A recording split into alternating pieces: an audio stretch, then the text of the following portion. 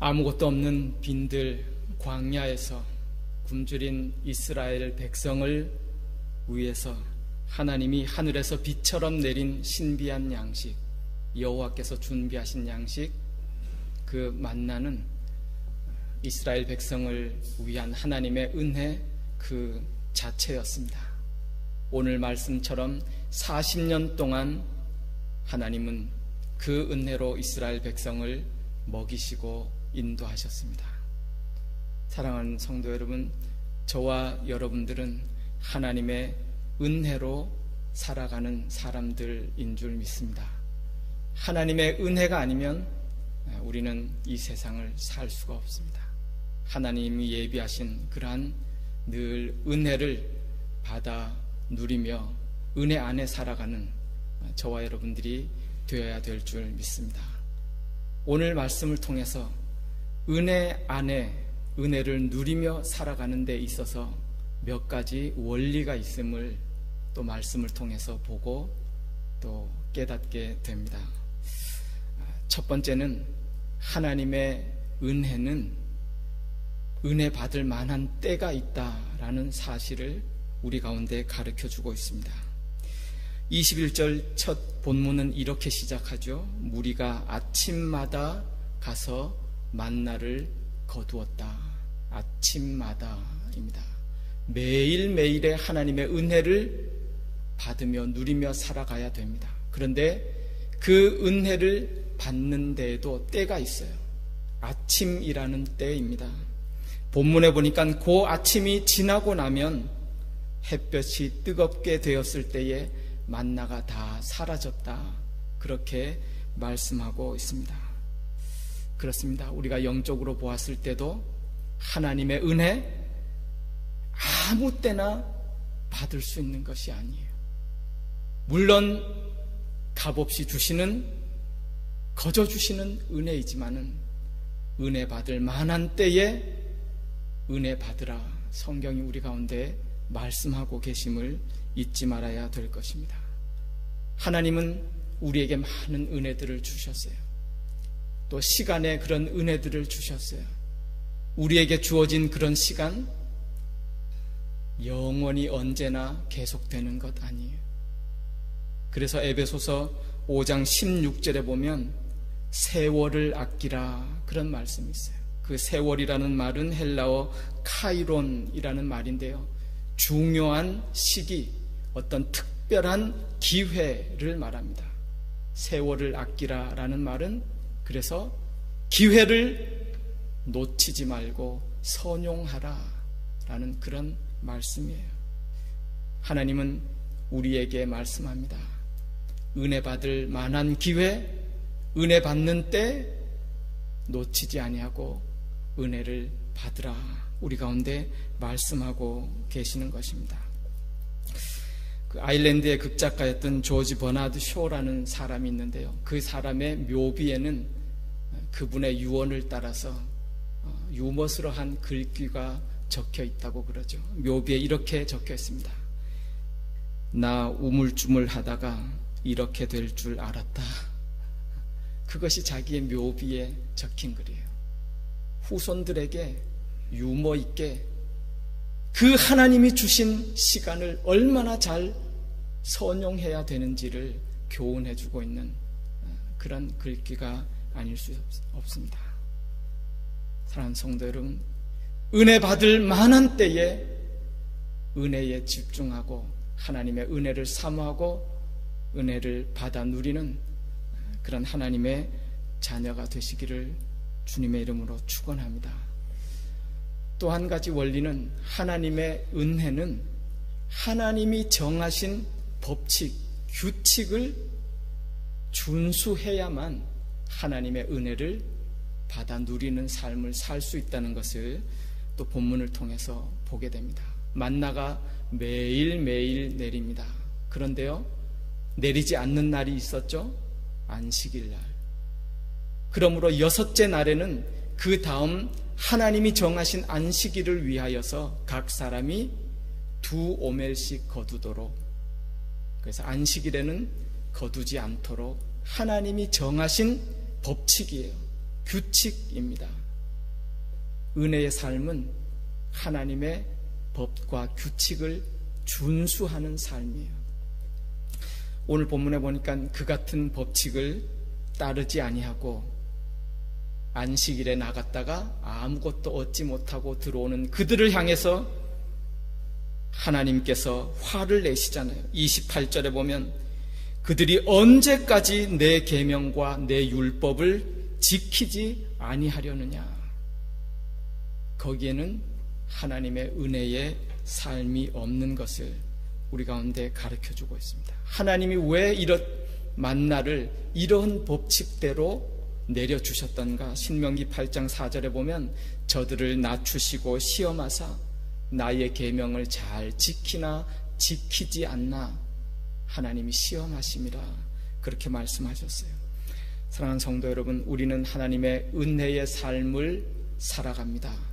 중요한 것은 하나님의 계명, 하나님이 정하신 법칙, 규칙을, 말씀을 따라 살아야만 한다는 사실이에요.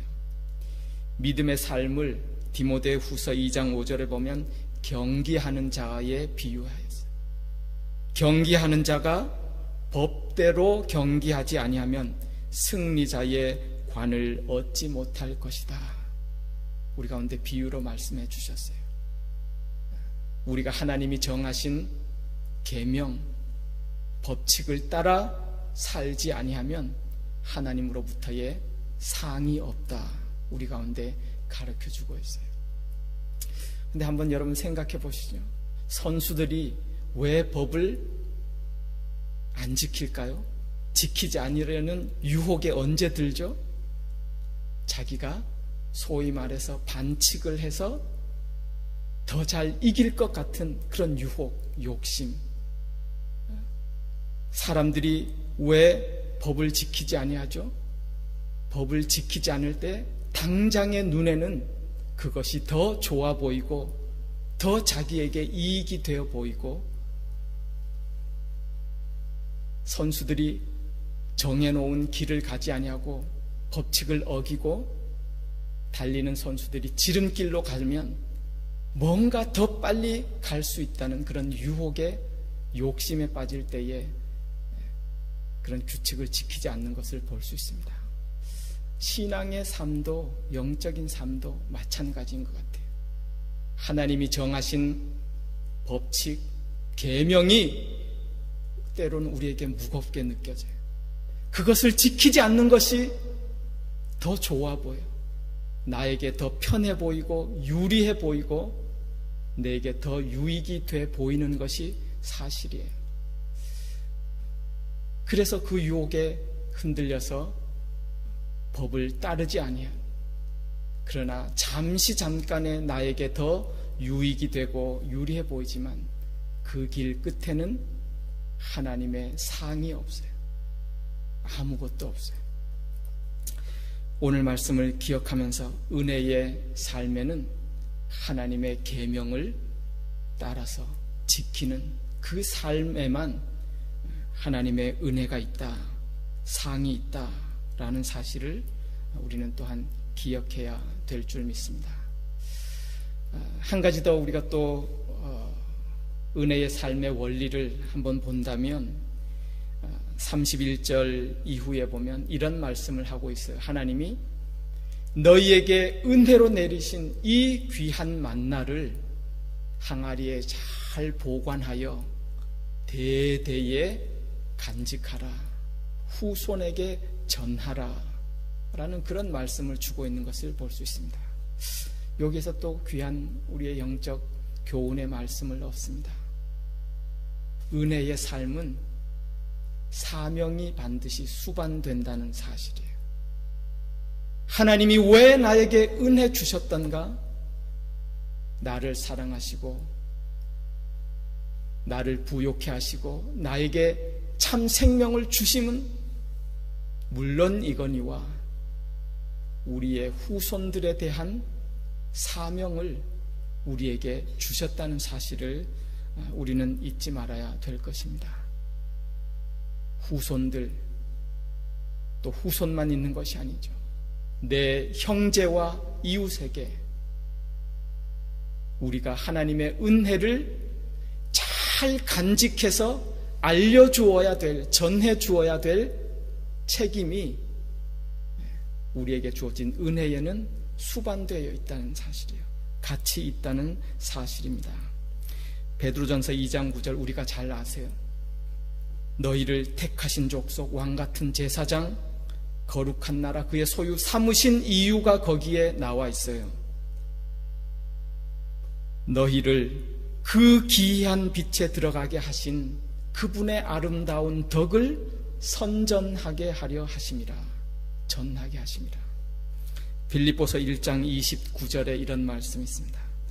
그리스도를 위하여 너희에게 은혜를 주신 것은 너희만을 위한 뿐만 아니라 그분을 위하여 고난도 받게 하려 하심이라. 여러분, 하나님의 은혜를 전하고 증거하는 일에 고난이 함께 따르게 되어 있어요. 하나님이 내게 은혜 주신 이유는 고난도 함께 받으려 함이라. 우리가 깊이 기억해야 될 줄 믿습니다. 여러분, 하나님이 주신 은혜, 우리의 후손에게 대대로 우리의 형제와 이웃에게 하나님의 그 놀라운 은혜를 전할 책임과 막중한 사명이 있음을 우리는 잊지 말아야 될 줄 믿습니다. 은혜 주신 것은 축복이면서 어떻게 보면 부담이기도 하고 사명이기도 합니다. 은혜를 나를 통해서 그 은혜가 흘러 넘쳐가도록 하나님이 원하고 계시는 거예요. 얼마 전에 보니까 그 신앙서적 책 제목이 그렇게 되어 있어요. 내 아이들이 천국에 갈 수 있을까? 그것이 책 제목이에요. 여러분, 여러분의 후손이, 자녀가 천국에 갈 수 있을까요? 믿음이 없어서 의심하는 그런 말이 아니에요. 정말 지금 자라나는 우리의 후손들이, 집사님이 기도해 주셨지만 교회에서 자라나는 그 아이들이 과연 천국에 갈 수 있을까? 하나님 앞에 안타까운 심정으로 고민하셔야 돼요. 오늘 만나를 잘 간직해서 후손에게 대대에 전하라. 여러분에게 하나님이 또한 책임을 물으셔요. 은혜의 삶에는 귀한 사명이 있다는 사실을 우리는 하나님 앞에 엄중하게 또한 하나님의 음성을 들어야 될 줄 믿습니다. 오늘 말씀을 다시 한번 깊이 묵상하면서 은혜 받는 데에 때가 있다. 그렇죠? 하나님의 계명, 법칙을 따라야 한다. 은혜에는 전할 사명이 있다. 그런데 은혜 받는 데에도 때가 있는 것처럼 은혜 전하는 때에도 하나님을 위하여 그 사명 감당하고 헌신하는 때에도 기회가 있어요. 무한정 기회가 있는 것이 아니에요. 때가 있어요. 잘 선용해서 기회 있을 때에, 때 있을 때에 정말 하나님 앞에 아름답게 또 충성하시고 헌신하시고 그렇게 하나님이 기뻐하시는 은혜의 삶을 살아가야 될 줄 믿습니다.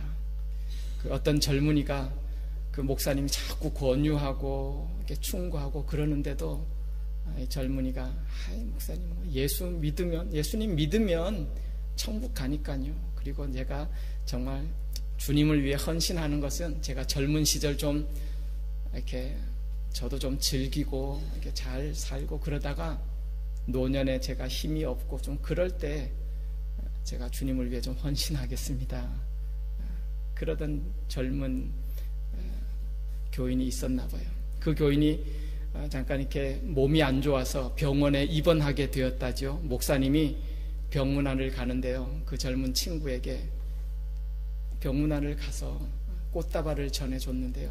꽃다발에 꽃이 다 시들어 빠진 그런 꽃을 그 성도에게 줬대요. 성도가 딱 받아보고 안색이 싹 변하더니, 목사님, 어떻게 이런 꽃을 저에게 선물할 수 있습니까? 그때 목사님이 귀한 교훈을 가르쳐 줬다 그래요. 그렇지, 우리가 꽃다발을 선물로 받을 때도 가장 만발하고 아름다웠을 때에 받아야 기쁜 것이지, 다 시들어 빠진 그 꽃을 누가 기뻐하겠느냐. 영적인 의미를 우리가 다 알죠.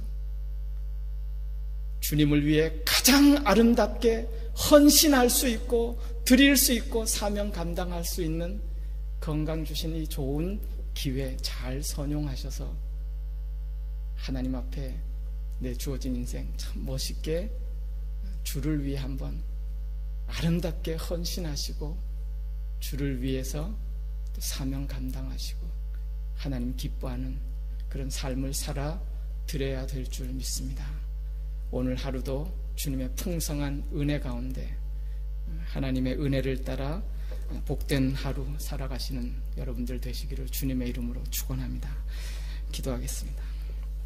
하나님, 말씀을 통해서 은혜의 삶에 또 몇 가지 이런 원리들을 깨닫게 하시고 말씀하여 주시니 감사합니다. 은혜 받을 만한 때에 은혜에 집중하고 사모하고 은혜 붙들고 또한 그 은혜를 따라 하나님 앞에 아름답게 헌신하고 사명 감당하며 특별히 우리 후손들을 위해서 기도하고 믿음을 잘 전수하기 위해서 저희들 눈물로 기도하고 노력하며 하나님의 은혜를 따라 살아가는 저희들 되도록 축복하시고 인도하여 주옵소서. 예수님 이름으로 기도드리옵나이다. 아멘.